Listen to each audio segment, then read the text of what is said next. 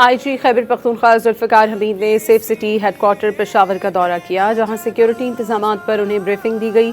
इस मौके पर IG जुल्फ़िकार हमीद ने कहा कि मुहर्रम उल हराम की निगरानी सेफ सिटी के जरिए की जा रही है। दीगर डिस्ट्रिक्ट को भी सेफ सिटी से मुंसलिक कर दिया गया है। DI खान, पन्नू, कोहाट, हंगू की लाइव फुटेजेस आ रही हैं। सेफ सिटी से सिक्योरिटी इंतजामात में बेहतरी आई है।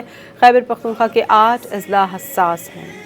IG खैबर पख्तूनख्वा जुल्फ़िकार हमीद ने सेफ सिटी हेडक्वार्टर पेशावर का दौरा किया, जहां सिक्योरिटी इंतजामात पर उन्हें ब्रीफिंग दी गई।